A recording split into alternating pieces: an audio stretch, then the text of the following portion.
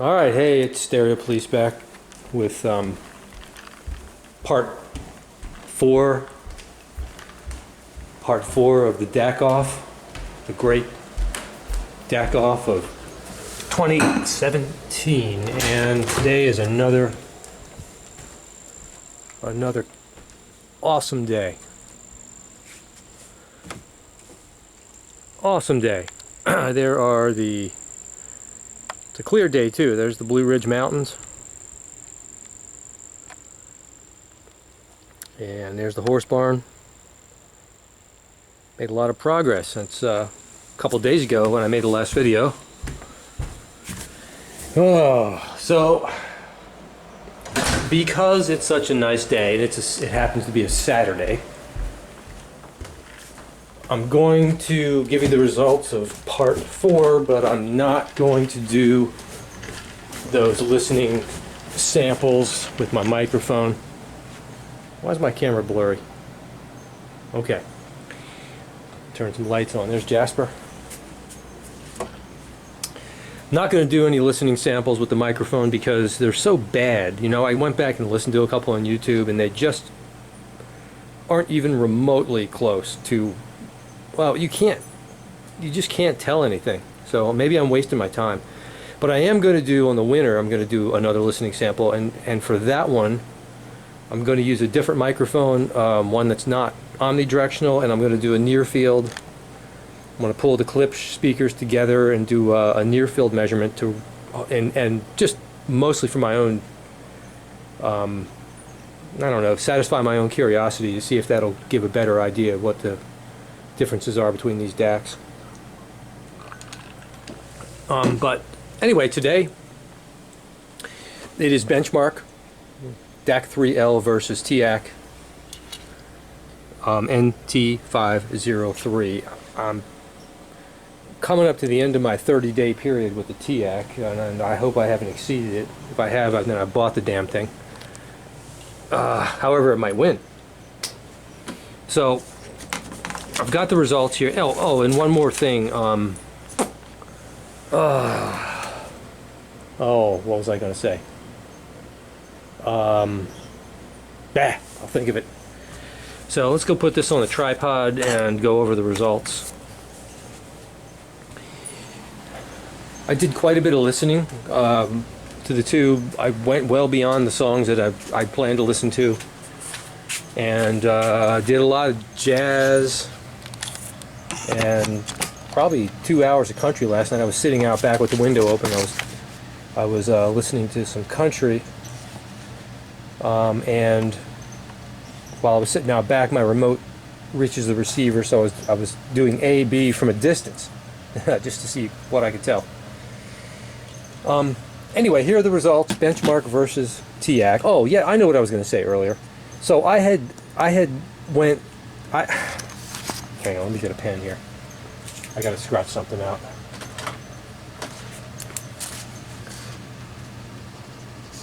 These are irrelevant because I A/B'd it blindly. Now, what I was going to say is I'd gone through this whole process a day ago. A/B'd the Teac versus the benchmark. Got my results, and then I realized that I wasn't quite certain. CD and tuner. After I was all done, I wasn't quite certain which inputs I had hooked the Teac or the benchmark to. So I had all these results and I wasn't certain which DAC I was listening to. So I had to repeat the whole thing, which is okay. Because interestingly, when I repeated it, I came to roughly the same conclusions, except this time I knew which DAC won. So, I mean, it's kind of enjoyable, but it wasn't a waste of time, but it was kind of upsetting. But okay, so between the Teac and the benchmark, by the way, the Teac is roughly $900 and some. The benchmark is roughly $2,000. Again, I may have said this, but price is not relevant in a sense that I want the best sounding DAC, and I certainly hope it's the least expensive one, because, you know, it is relevant in terms of what you pay, but Not relevant in the sense that if the highest cost DAC wins, that I'm willing to accept that. That's fine. And again, I'm doing these tests. I don't care about the brand name. That doesn't bother me. I don't care where they're made. I don't even care about the internal circuitry. I do know that the Teac and the Benchmark are both Sigma Delta type DACs, and I know that the shit is a ladder type DAC. The shit is more old school in terms of the technology it uses for conversion. The latest and the greatest are the Delta Sigmas, I should say Sigma Deltas, and that's what's in the both of these. I know that the Teac uses a Sigma Delta from a Japanese company, and I forget the name of the company now, and I know that the Benchmark uses an ESS Sabre, and it's their absolute latest DAC. I said the latest and the greatest, and it is. Okay, so here are the results. Here's the winner. The winner turned out to be the Teac. And what's remarkable, what I found to be remarkable, is that at this price point and this level of quality, I expected them to sound almost identical, and they did not sound identical. I've heard people rail on about how DACs sound so much alike, and even listening through headphones and that sort of thing. And maybe my ears are really, really good, and I'm pretty analytical. So, but I could easily, with ABs, I could tell the difference. So, anyway, the Teac wins.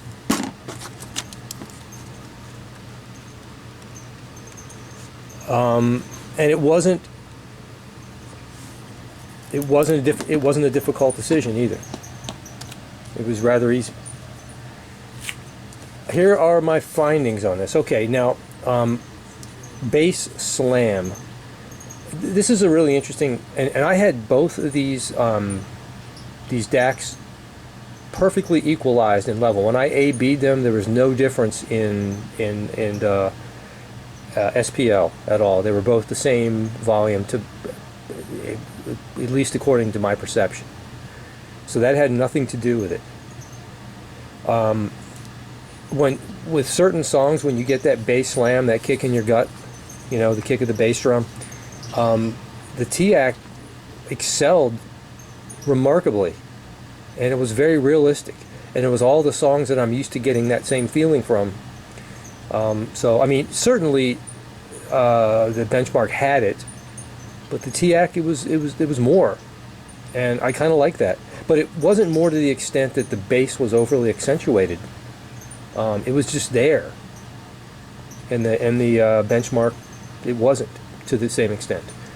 Bass resolution, bass extension. Okay, they both resolved equally. They both went down to the lowest of the low to the same extent. So, how? It's beyond me. I mean, I got to tell you, I don't know how this could happen. I don't know what circuitry is responsible for it. I've always maintained that that the analog portion of the DAC, you know, the output amplifier or output buffer, which whatever they're using, is probably in large part responsible for how DACs sound different. I wish there was a way of really testing that, but I don't know, and I also don't know how the bass can be equally resolving and equally as deep and equally as balanced, yet one of them has more bass slam. I don't know. I wouldn't even know how to measure that. Okay, mids. Teac walked away handily in the mids. The mid-range in Teac was much better. It was much fuller. Female vocals sounded so much more realistic, and male vocals too. The Benchmark seemed to be a bit shelved down in the mid-range, and I have a note down here, hollower. It just seemed to be more hollow.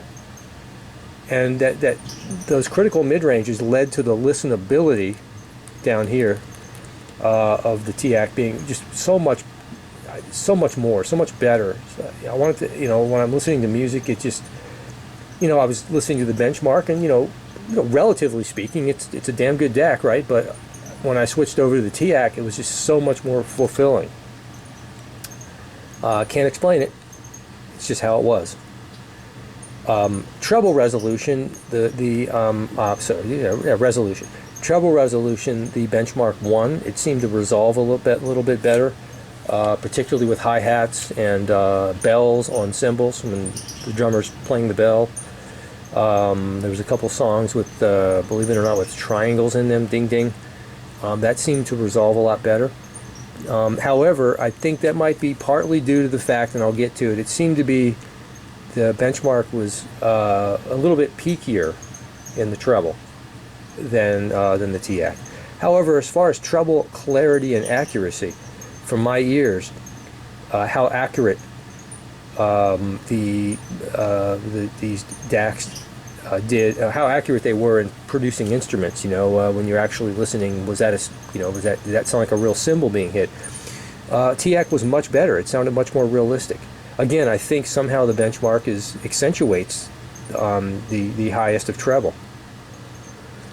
Listenability, well, there we go. I mean, I much prefer it. Again, I didn't expect these results to be this stark, but I favored the Teac all the way. Again, my notes were bass. Oh, the bass area. Bass blends more smoothly into the mids, into the lower mids in the Teac. There was much more distinction in an unnatural way with the benchmark. And the bass was so much more enveloping. It just seemed to encircle you when you listen to it, where out of the benchmark it was there, but it sounded like it was coming from the speakers, if that makes any sense at all. Again, I've said it before, I don't know how to describe what I'm hearing, so I just choose the words that come to mind. My perception of the frequency response, even though both I'm sure are perfectly flat with respect to measurements, my perception was the Teac, yeah, that's the Teac, nice and flat on the bass. Everything was well balanced. If anything, the mids might have been a little bit accentuated relative to the bass, relative to the benchmark. And the treble was just perfect. As good as I've ever, I mean, just absolutely perfect. The benchmark, good bass. I don't know how to draw on here the bass slam factor. It wasn't a lumpy bass or anything. It's just better slam. So bass was good, nice and flat. Mid seemed to be shelved down a little bit on the benchmark, and then the highs really started to rise in the treble. They seemed to be overly accentuated. It was a bit harsh at times. Now, again, this is relative to each other. I'm sure the benchmark is a fantastic DAC, but relative to the Teac, no way. Easy decision. Not even close. If, based on what I heard, if the prices were flip-flopped and the Teac was $2,000 and the benchmark was $1,000, I could say, okay, I see that. It would be justified by the difference in sound, but it's not. It's the opposite. Now, a couple more bonuses that you get with the Teac, and this had nothing to do with my decision. Nothing whatsoever to do with my decision. But as a matter of fact, and I'll just go through this since I'm not planning to do listening samples this time. I will do them next time.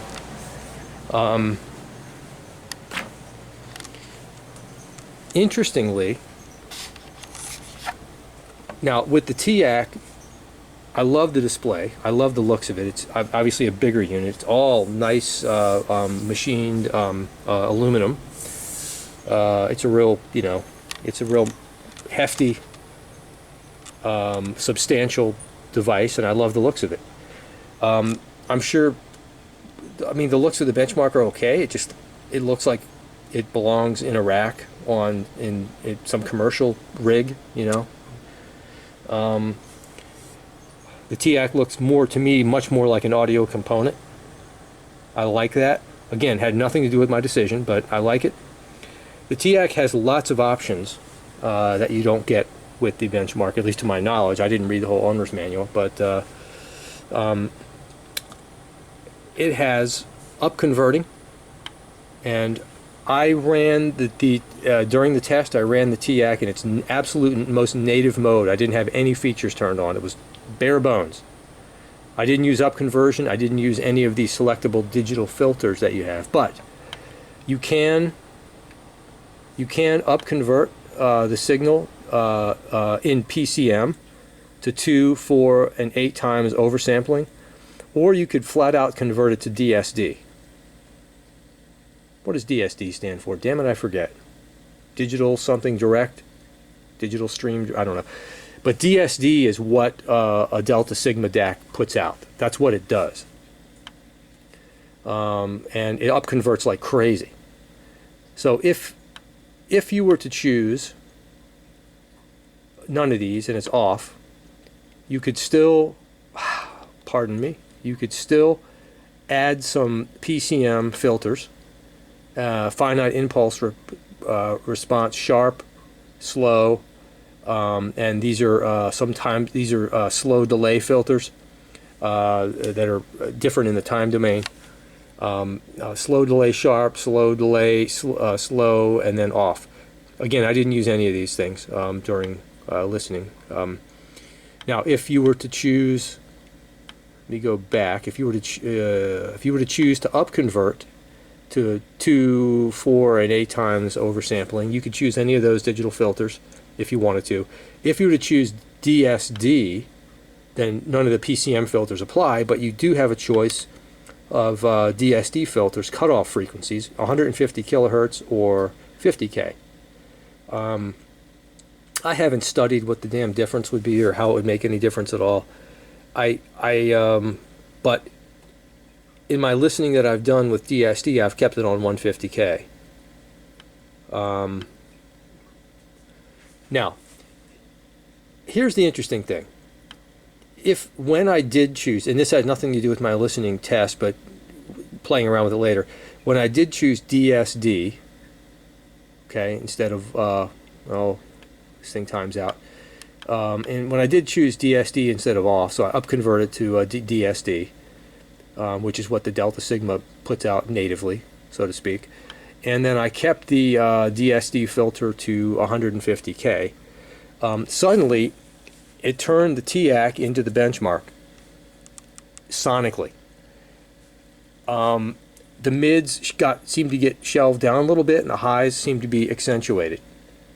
And they became almost identical. In fact, I didn't do a whole lot of listening, but when I A-B'd them that way, they seemed almost identical.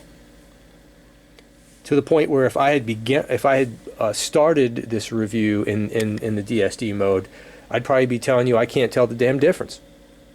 No kidding. So what's really cool is, to my ears, if I end up buying the Teac, I get a Teac and I get a benchmark for all under $1,000. That's awesome. I like that.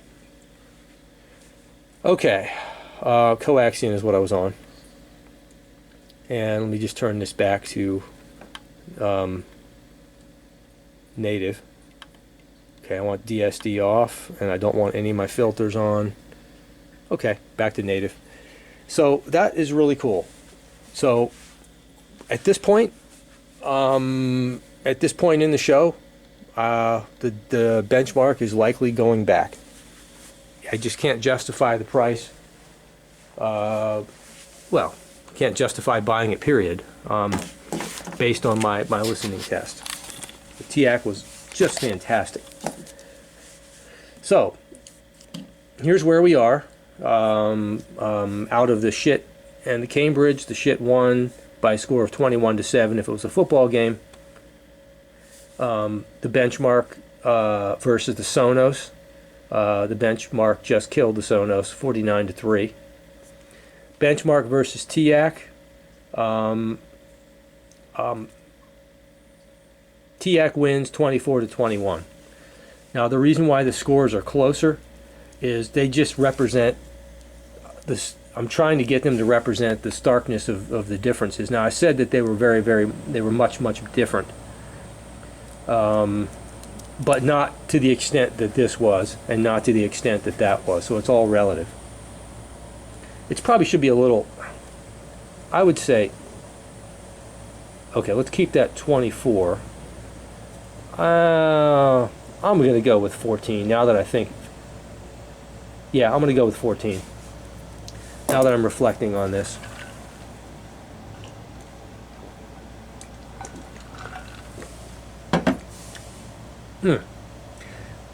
That's not to say that one was half as good as the other. I don't know how to do this.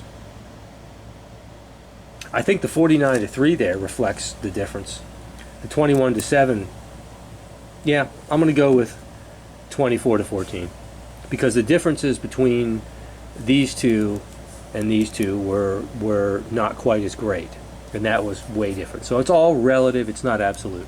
Okay, so now we're down to the Teac versus the shit. That's going to be real interesting. I'm going to start that listening process now, but probably won't make the video until tomorrow. But that sums it up to where we are right now. The my Sonos Connect I own, but I'll never use its internal DAC. The Benchmark is going home. The Cambridge will never ever be used again. I'll probably sell it. And it's down to the Teac and the shit. Can't wait to figure that one out. All right. Well, thanks for watching. I hope you enjoyed the video and that it was informative. You know, I'll leave you with this. Actually, this process, I was going to do this, you know, all on my own, just sitting down with some wine and barbecuing outside and chilling out and listening and doing some serious listening and all that. And I figured, okay, I'll go ahead and record it. And it became kind of stressful. I don't know how to describe that. I don't mean stressful in a horrible way, but just trying to, instead of just listening, you know, and enjoying the music and back and forth, which I did, but those periods where I'm sitting there trying to figure out which one's got deeper bass, better bass, the mids, the highs, and all that. I don't know, man. My brain got fried a couple of times. I just had to put it down. I just, you know, I could no longer discern these things, and it got annoying and kind of stressful. I'm not sure why, but it did. So I'm gonna, when I do the final two, the shit versus the Teac, I'm going to spend a lot more quality time with I'm going to focus more on the listenability and the musically satisfying aspect rather than picking apart any of the bass versus treble versus mids. I'm not going to do that as much. If something jumps out, I'm going to note it. But because one of these two are going to be the one I'm going to live with, I'm going to spend a lot more time just getting an overall impression, an overall feeling, a gut instinct,